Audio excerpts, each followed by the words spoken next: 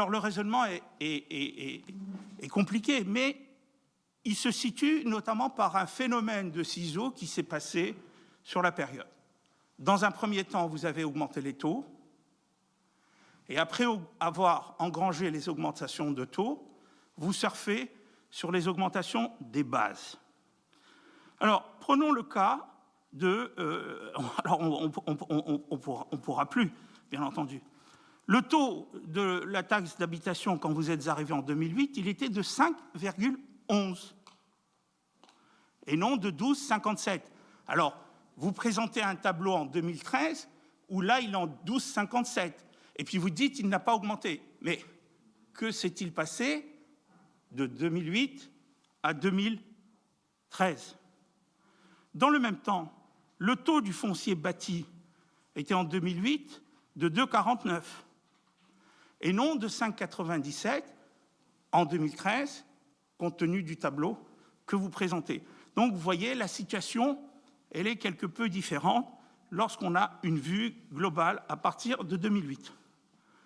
Rentrons un peu plus dans le détail pour mesurer l'impact de l'augmentation des taux et l'impact des bases.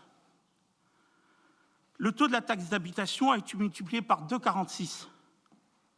Les bases ont augmenté de 20,5% et le produit a plus que triplé.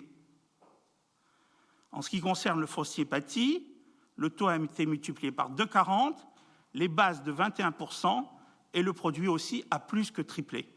En fait, par la conjugaison des taux et de l'augmentation des bases, vous avez eu une énorme cagnotte fiscale, environ 60 millions d'euros, qui vous a permis d'alimenter ces dépenses de fonctionnement et, ce qui est intéressant, ça vous a permis de diminuer l'endettement. Ah, étonnant, intéressant, juste à la veille des élections municipales, et bien entendu, vous allez dire, polémique, vous avez gagné, vous nous rabattez constamment le fait que vous avez gagné, comme quoi le fait d'avoir gagné empêche les gens d'avoir des oppositions, d'exprimer des différences. Juste avant, il n'y a pas d'endettement. Alors, bien entendu, une agence de notation va vous donner un certificat, il n'y a pas de problème dans ce cas de figure-là. Comme par hasard, nous sommes dans un conseil municipal où vous allez nous demander d'approuver deux prêts, un de 15 millions, un de 10, 25, et vous nous annoncez dans le document d'orientation budgétaire des investissements dont le financement entraînerait, j'emploie le conditionnel, parce que rien de tel n'est écrit, entraînerait 40 millions d'endettement supplémentaires. Alors, à vos yeux, il était plus important d'avoir un satisfecit d'une agence de notation. Vous auriez dû, en tout état de cause, c'était notre proposition, et c'est vrai, nous n'avons pas été entendus, c'était de diminuer la pression fiscale par de véritables économies, notamment en matière de fonctionnement.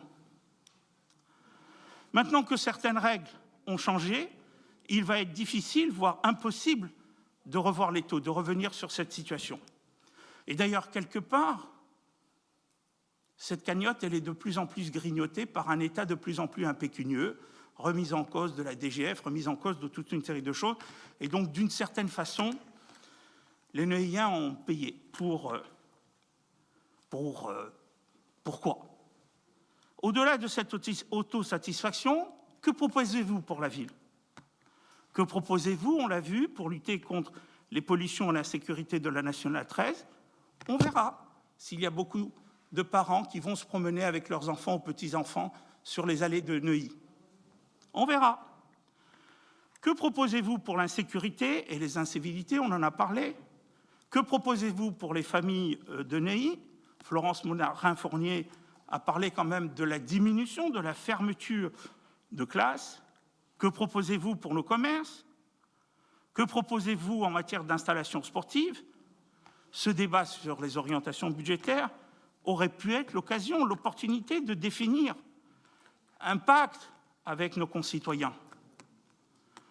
Quand vous terminez ce document par optimiser le financement des projets d'investissement, bon, c'est certes important, mais ne peut constituer en soi une ambition pour notre ville. Ah, c'est vrai, j'avais oublié les folies.